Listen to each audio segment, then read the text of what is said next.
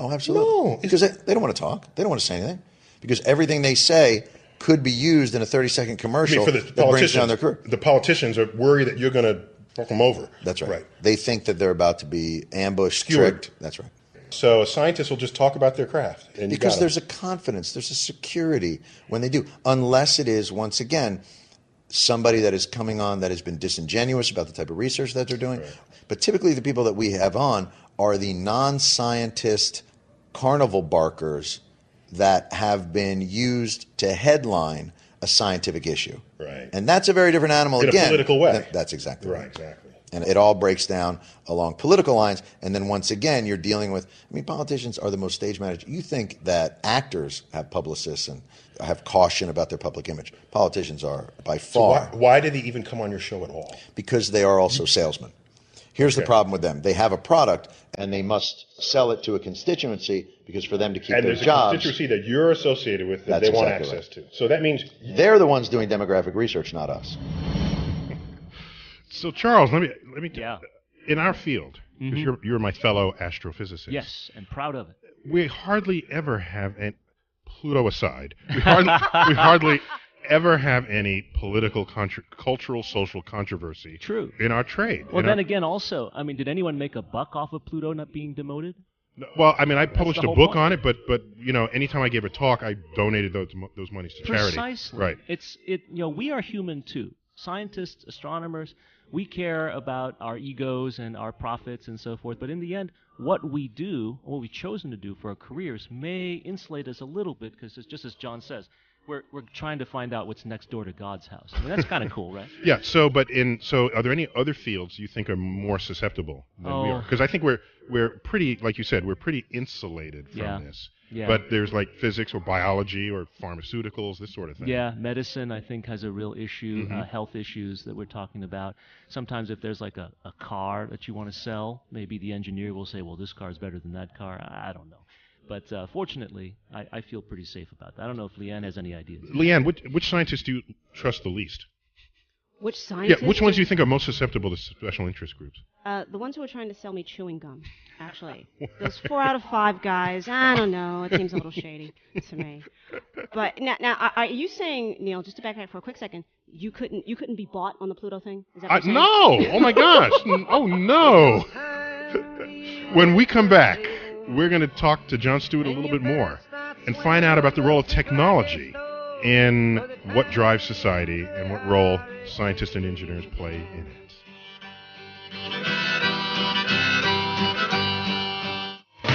Unlocking the secrets of your world and everything orbiting around it.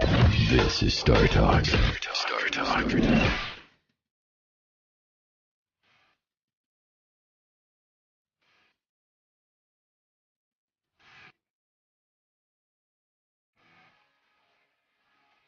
You are back on StarTalk Radio. You can find us on the net at startalkradio.net. We also tweet at StarTalk Radio. You guessed it.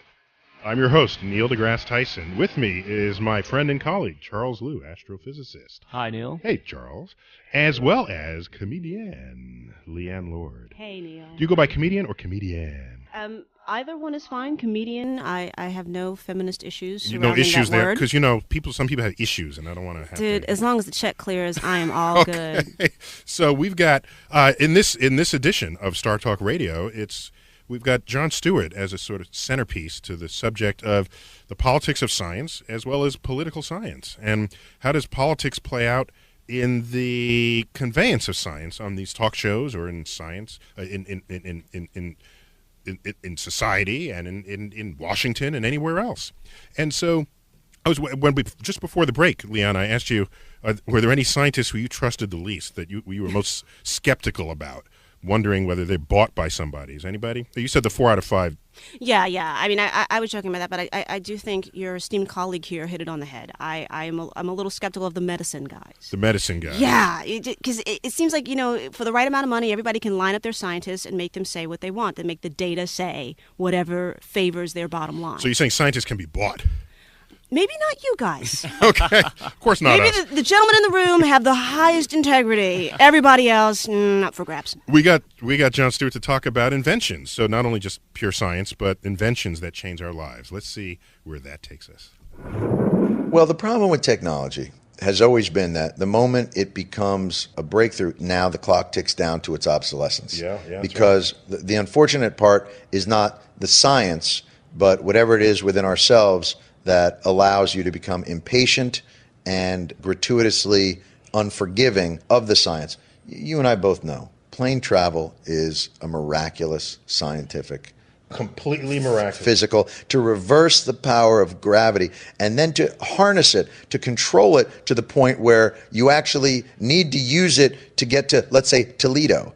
That is a remarkable feat. And yet, what do you see at airports? Nothing but frustration. Where is this plane? Right.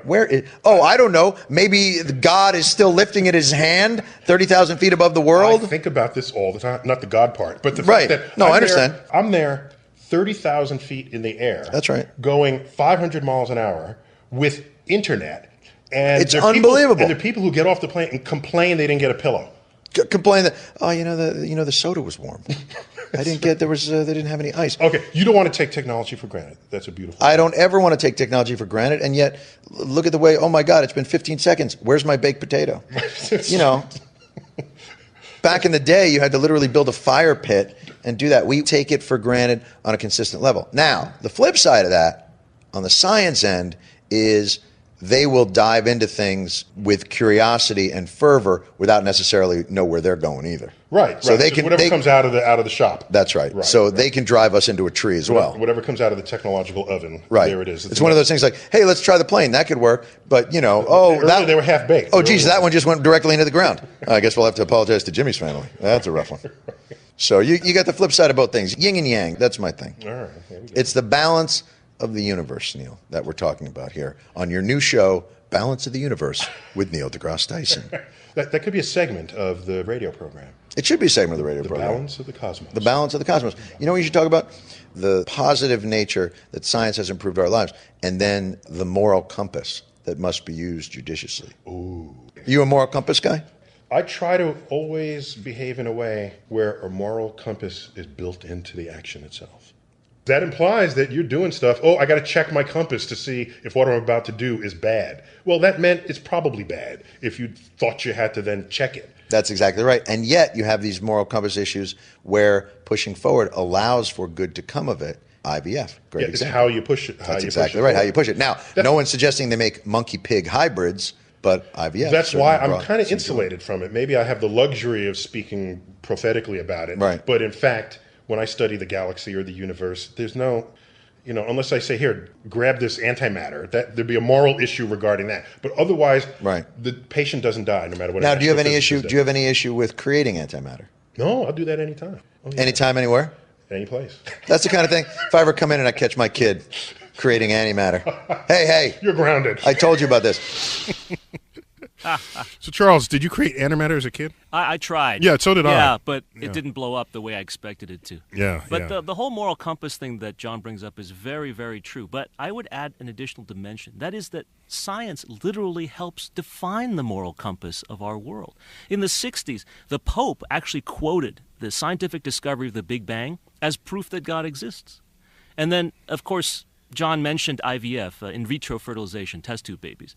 Reproductive scientists can actually tell before implantation which embryos are boys, are girls, which ones have diseases, which ones are healthy. So the scientific frontier informs the dialogue about moral compass. Absolutely. But that's different from saying that it can decide the moral compass. Right. So other people who don't understand science and try to say, well, scientists have to listen to us because they don't know what they're doing in terms of morality, they actually don't realize how important the science informs their vision of morality itself. So there's not only the capacity of scientists to inform morality, there's the obligation of those who claim lordship over the moral compass of the country to be scientifically literate. Unquestionably. Leanne? Unquestionably. You're very agreeable, man. I am. But don't you guys think that in terms of the moral compass in science, that science pushes that envelope constantly. Like, it's like, okay, we've got a new invention where everybody gets upset, and then they're back, and we're good now. The monkey-pig and then hybrid. Science is out there again. The monkey-pig hybrid, right, and then the pig-human hybrid, right. That's you give a scientist a cookie, he'll want. How does that story go? Yeah, syrup, pancakes, yeah, all that. I mean, does there ever come a point that, just because we can doesn't mean we should? Does that ever occur to you guys? You're never just happy, like, yeah, we're good. We have 3G on our phones. We're fine. No, now we're 4G because of you guys. It's true. The people caught in 3GS, I think, was that phone. But so I kept going with Jon Stewart. I mean, let's see. We kept talking about technology. Apparently he's extremely opinionated about it. Let's see what he tells us next. Why is it that we have not been able to overcome the bounds of the combustion engine? That the Industrial Revolution starts. It's one of the great embarrassing aspects of modern technology. Right. We're still using batteries. Right. We're still using combustion engines. Thomas Edison could come down here and recognize all the power sources that we are using. He should not be able to. What has happened that we are still just basically burning carbon? We're basically burning carbon. That's right. That we pull out of the ground. Right. And we still run away from energy sources that would be much better to tap. But why? A volcano erupts. You know how much energy is in a volcano? Run! The hurricane comes? Run! Right. Tsunami We don't utilize it. Run! Yeah, we're victims of nature. So, yeah, I don't want to be the one who runs. I want to be the one who figures out how to tap the volcano. Economics has a lot to do with it, Neil. Obviously, economics and psychology, if there are people who can make billions and billions of dollars forcing us to buy internal combustion engines, they're going to try very hard to make sure we don't develop new technologies. But if I remove the oil, because there's none left, then you go to war. And no, if there's none left, there's nothing to go to war over. Right. Then we can fight over sunlight. There you go. How's that for